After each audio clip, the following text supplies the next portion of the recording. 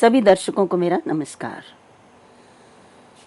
ये जो सीरीज चल रही है इसमें हम समासों के संबंध में चर्चा कर रहे हैं और समास के जितने भी भेद हैं उस पर चर्चा करने से हमने एक बात जो विशेष रूप से इसमें देखी कि जब भी हम समास करते हैं तो समास करने के बाद जो जिन जिन पदों में समास होता है उनकी विभक्तियों का लोप हो जाता है और विभक्ति लोप करने के बाद जब वो समस्त पद एक ही बन जाता है तो फिर उस पूरे समस्त पद से भले ही उसमें कितने भी पद हों उसमें अंत में एक ही विभक्ति का प्रयोग किया जाता है। इसीलिए इसका नाम समास है, समसनम समासा, क्योंकि समस्त विभक्तियां यदि उसमें से निकल जाती हैं और एक पद बन जाता है तो वो निश्चित रूप से वो संक्षिप्त पद हो जाता है। तो समास के भेदों पर चर्चा करने के बाद हम एक बहुत ही महत्वपूर्ण विषय कि कुछ ऐसे समस्त पद भी होते हैं जिनमें समास के अंदर के जो पद हैं उनकी विभक्तियों का लुप नहीं होता। तो उन नियमों पर मैं आपके साथ चर्चा कर रही हूँ। इससे पूर्व मैं आपको समास के संबंध में एक विशेष बात ये बताना चाहती हूँ कि समास के 4 भेद किए बताए गए हैं भट्टोजी दीक्षित के द्वारा, और उसमें अव्ययीभाव, तत्पुरुष, बहुव्रीहि और द्वंद्व, ये प्रमुख रूप से 4 भेद। और वरदराज जी ने उन्होंने एक और समास केवल समास कहकर समासा पंचदा कहा है। परंतु जो आधुनिक वैयाकरण हैं उन्होंने समास के संबंध में जैसे लघु मंजूषा में, वैयाकरण भूषण सार में समास का कुछ भिन्न प्रकार से उनके भेदों का वर्णन किया है। उन्होंने उनको बताया कि किस तरह से हम समास किन किन पदों में करते हैं। तो उन्होंने ये बताया कि हम सुबंत का सुबंत के साथ, सुबंत का तिङंत के साथ, सुबंत का कृदंत के साथ, फिर तिंग का तिंग के साथ, तिंग का धातु के साथ हम समास करते हैं। तो इस प्रकार से जो आधुनिक विद्वान हैं उन्होंने इसके आधार पर कि किन किन पदों में समास किया जाता है तो उसको समास के 6 भेद माने हैं, 6 प्रकार से माना है। तो यहाँ पर एक बड़ा ही रुचिकर विषय बन जाता है कि समास के 4 प्रकार और फिर समास जो है जिन जिन पदों में होता है परस्पर वो तो 6 प्रकार के हैं। तो ये किस प्रकार से जो अन्य जो कार्य हैं जो इसमें बताए गए हैं 6 प्रकारों में वो 4 भेदों में कैसे समाहित हो जाते हैं, तो इस संबंध में ये मैं बताना चाहूंगी कि यहाँ पे योग विभाग, भट्टोजी दीक्षित ने अनेक स्थानों पर कहा कि योग विभाग से हम यहाँ समास करते हैं।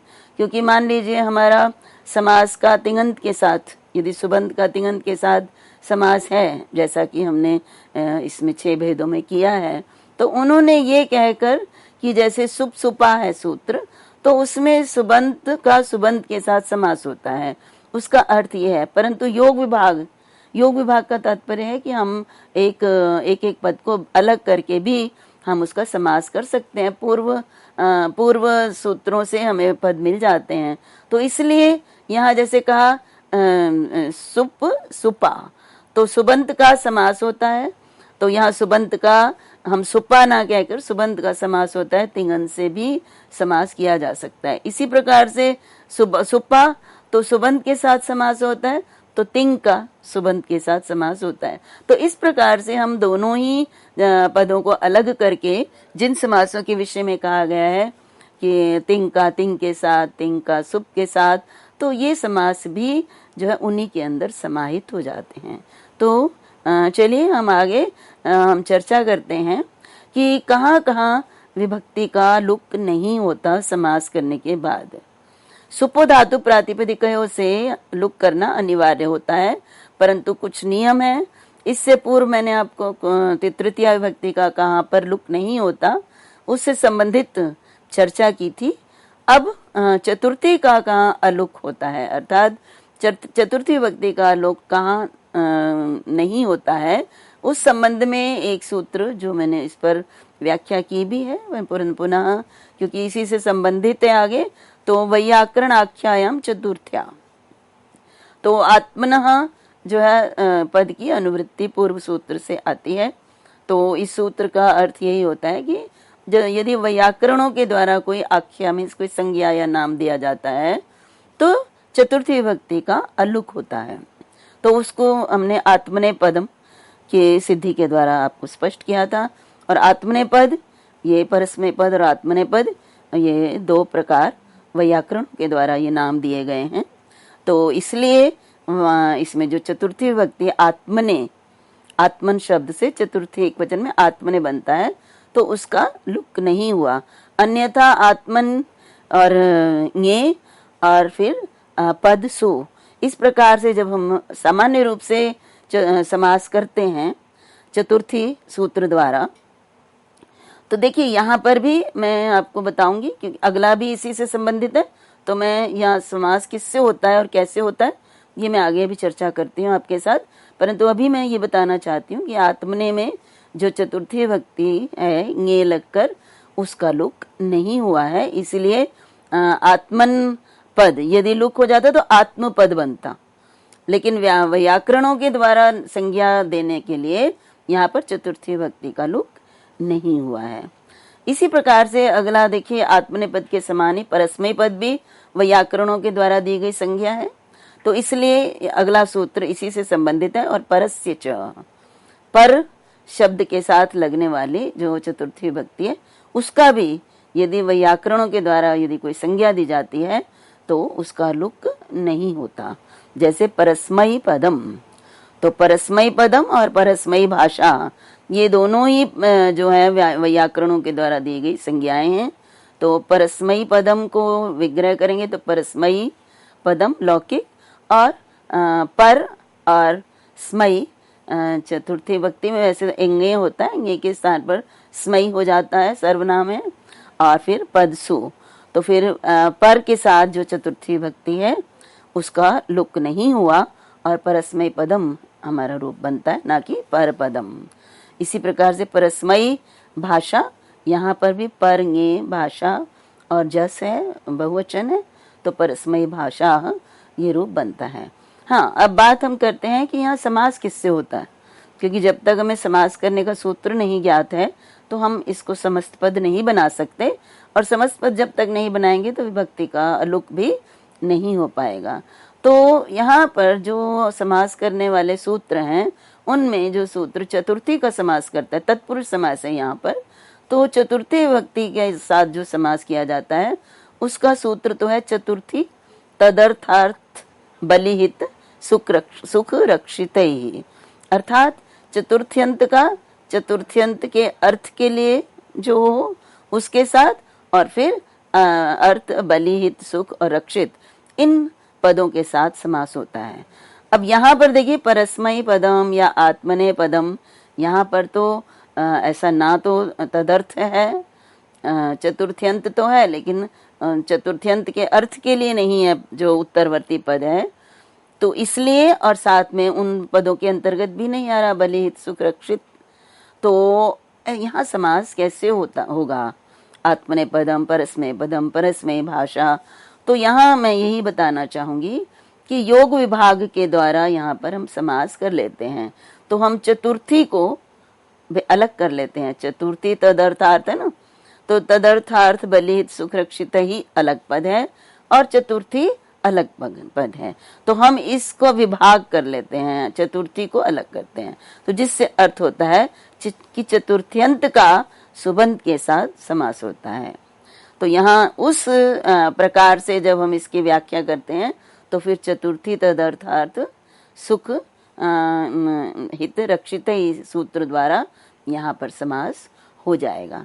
और समास करने के बाद तो फिर अन्य समस्त कार्य होंगे, और सुपधातु का जो है निषेध करके यहाँ पर परस्य च या व्याकरण आख्यायाम चतुर्थ्या, इन दोनों सूत्रों के द्वारा परस्मय पद और आत्मने पद, इन पदों को हम सिद्ध करते हैं। तो चतुर्थी विभक्ति का अलुक हमने अभी देखा। अब समास करने के बाद सप्तमी विभक्ति का भी अलुक होता है। तो सप्तमी विभक्ति का अलुक कहाँ कहाँ होता है, इस संबंध में जो सबसे पहला जो सूत्र हमारे सामने है, हलदंता सप्तम्या संज्ञायाम। इस सूत्र का अर्थ है हल और अदंतात। हलंतात अदंतात। हल अर्थात व्यंजन, और किसी भी व्यंजन में समाप्त होने वाले, या अद, अद मतलब अ तपर है तो ह्रस्व अ में समाप्त होने वाले, तो किसी भी व्यंजन के बाद या अ में समाप्त होने वाले के बाद सप्तम्या, यदि सप्तमी विभक्ति लगती है, जाहिर है कि ये पद के लिए कहा है कि हलंत पद हो या अदंत पद हो, तो उसके बाद यदि सप्तमी विभक्ति है तो संज्ञा अर्थ है। यदि अर्थ संज्ञा है, संज्ञा मीन्स किसी के लिए वो शब्द प्रयुक्त हुआ है, किसी के नाम के लिए विशेष, तो सप्तमी विभक्ति का अलुक होता है, लुक नहीं होता। तो यहाँ पर देखिए जो हमारे पास उदाहरण है वो एक उदाहरण है त्वची सारा। तो त्वची सारा का अर्थ होता है बांस, अर्थात जिसमें छेद होते हैं जिसके त्वचा में, तो उसको बोलते हैं, उसको बांस के लिए प्रयुक्त होता है ये शब्द। तो त्वची सारा, तो यहाँ त्वची सारा, यहाँ पे जो है हमें एक संशय भी हो जाता है बहुव्रीहि समास में और तत्पुरुष समास में। तो इस संबंध में भी मैं आपको ये बताना चाहूंगी कि बाल मनोरमा टीका में ये कहा गया है कि ये जो संज्ञा अर्थ में समास होते हैं वो तत्पुरुष समास होते हैं, ना कि बहुव्रीहि समास। जबकि भट्टोजी दीक्षित ने जब बहुव्रीहि समास पर अपने टीका लिखी है तो उन्होंने ये कहा है कि हलदंता सप्तम्या, जो संज्ञायाम जो इन्होंने कहा है कि, और सप्तमी विशेषणे बहुव्रीहि, विशेष रूप से ये कि सप्तमी विशेषणे बहुव्रीहि जो सूत्र है उसमें उन्होंने कहा है कि बहुव्रीहि समास में सप्तमी भक्ति में समाप्त होने वाले पद का पूर्व प्रयोग होता है। तो उनका कहना है कि इससे ये ज्ञापित होता है कि जो यद्यपि बहुव्रीहि समास समानाधिकरणों में होता है परंतु व्यधिकरण समास भी होता है, अर्थात पूर्व पद की विभक्ति भिन्न और पर पद की विभक्ति यदि प्रथमा हो तो भी बहुव्रीहि समास हो जाता है। परंतु यहाँ पर कुछ टीकाकारों का ये भी मानना है कि क्यों ज्ञापन की आवश्यकता नहीं है, ये हलदंता सप्तम्या संज्ञायाम सूत्र द्वारा संज्ञा अर्थ में जो है वो तत्पुरुष समास ही मानना चाहिए। तो जैसे त्वची सारा, तो यहाँ पे त्वची सार ये संज्ञा अर्थ में प्रयुक्त हुआ है, इसलिए यहाँ पर कुछ आचार्य यहाँ पे तत्पुरुष मानते हैं और कुछ यहाँ पर बहुव्रीहि समास भी मानते हैं। क्योंकि जब हम बहुव्रीहि समास करते हैं तो वह अनेकम अन्य पदार्थे सूत्र वहाँ पे प्रयुक्त होता है और फिर हमें बताना पड़ता है कि जो है हमारा सूत्र है सप्तमी विशेषणे, उसके ज्ञापन के कारण। तो एक उनका कहना है कि लंबी प्रक्रिया है, इसलिए यहाँ पर हलदंता सप्तम्या संज्ञायाम सूत्र के द्वारा ही हमें ये पता चलता है कि ये तत्पुरुष समास भी हम इसको कर सकते हैं।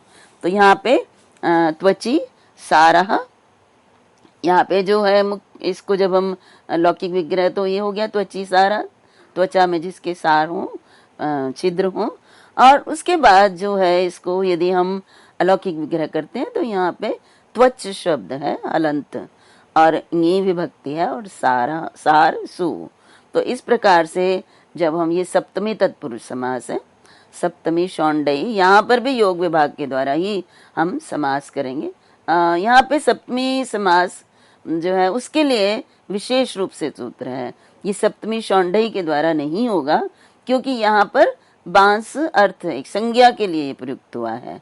यदि सामान्य रूप से किसी को कहो कि किसी की त्वचा पर छिद्र हैं तो हम संज्ञा अर्थ ना होने के कारण हम त्वक्सारः ये रूप बनाएंगे और वो सप्तमी को योग विभाग के द्वारा सप्तमी शौंडई को सप्तम्यंत का समास होता है।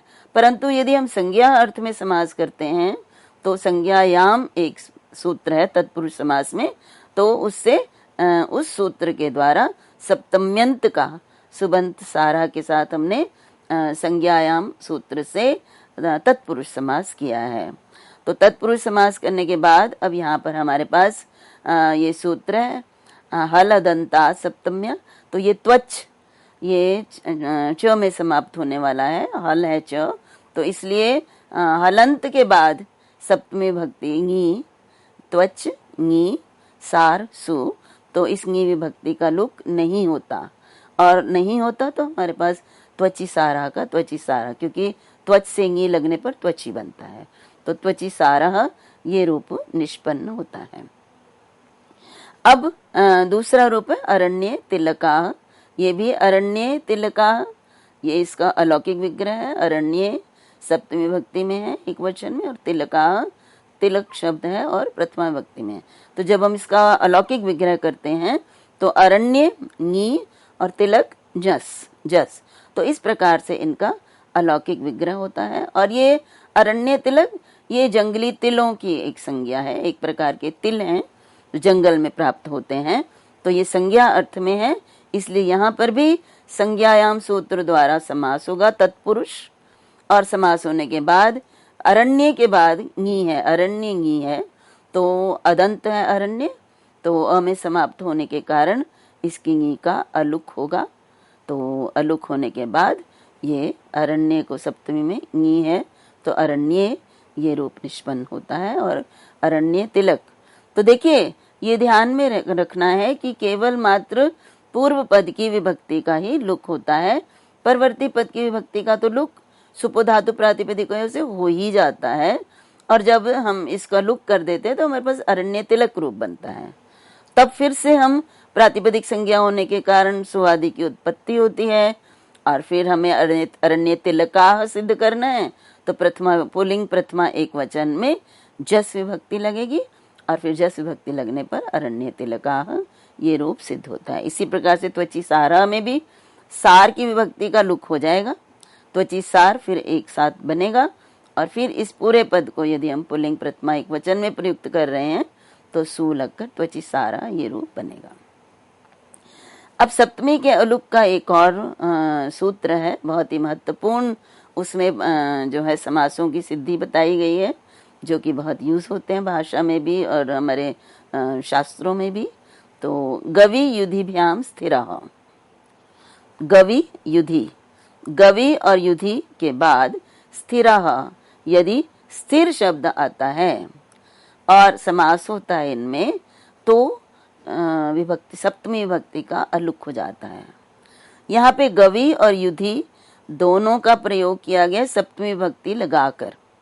वास्तव में इनके शब्द क्या हैं? गो और युद्ध, गो पद, गो शब्द और युद्ध शब्द, और इनसे सप्तमी लगाकर गवि पद और युधि पदों का प्रयोग करके बताया कि गवि और युधि के बाद जो स्थिर शब्द है आता है, तो उनके गवि युधि के बाद जो सप्तमी विभक्ति लगती है उसका अलुक होता है। तो अब यहाँ पर उदाहरण जब हम देखते हैं तो उदाहरण है गविष्ठिरः, गविष्ठिर।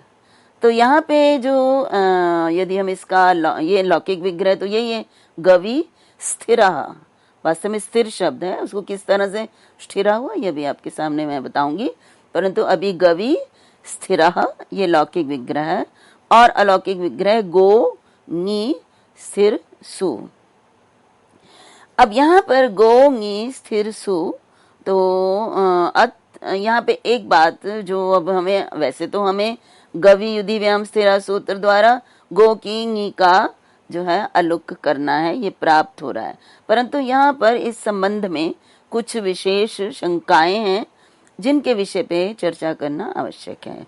पहले तो वृत्तिकार ने स्वयं ही दिया, अत्र गवि रीति वचनादेव अलुक। तो इस बात को, इस पंक्ति को समझना अनिवार्य है कि ये कहने की आवश्यकता क्यों पड़ी है।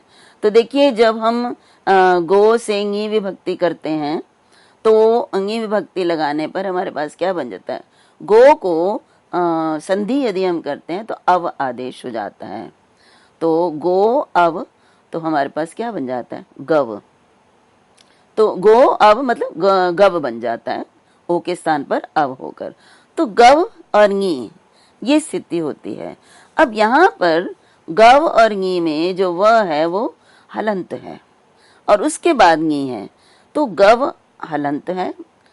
तो हलंत शब्द होने के कारण हमने अभी पूर्व सूत्र में ये पढ़ा था, हलदंता सप्तम्या संज्ञायाम, कि हलंत और अदंत के बाद सप्तमी का लुक जो है अलुक होता है संज्ञा अर्थ में।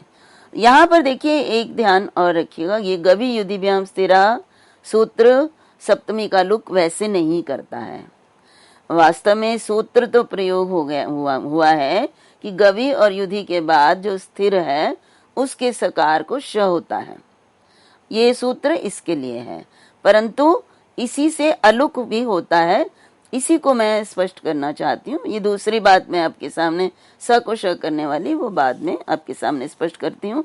तो ये तो स्पष्ट हो गया कि ये सूत्र तो स को श करने के लिए है, गवि और युधि के बाद स हो तो स को श हो जाता है।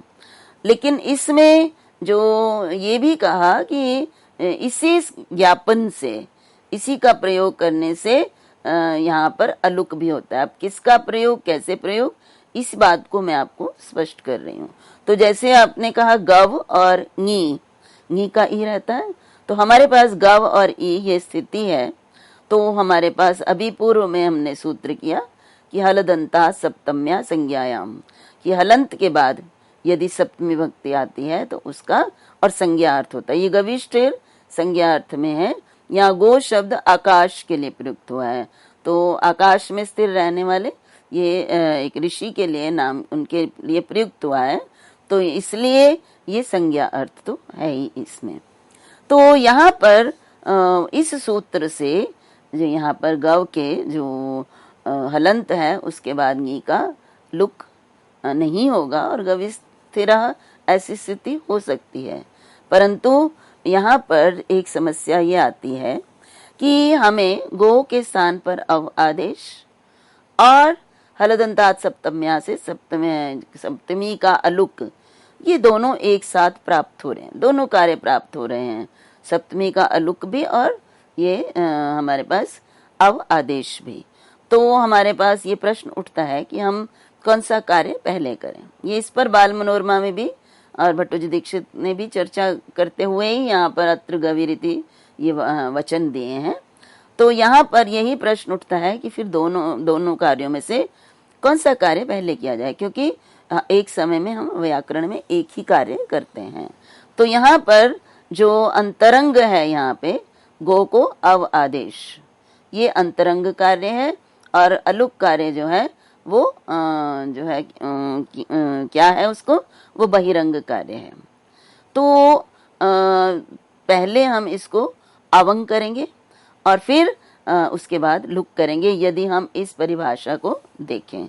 तो ऐसी स्थिति होने पर जो मैंने अभी आपको बताया कि गो को पहले अव कर लीजिए और फिर अव करने के बाद हमारे पास क्या बचता है, वह हलंत हो जाएगा। तो फिर हलदंतात सप्तम्या संज्ञायाम से उसकी जो है विभक्ति का अलुक प्राप्त हो जाता है।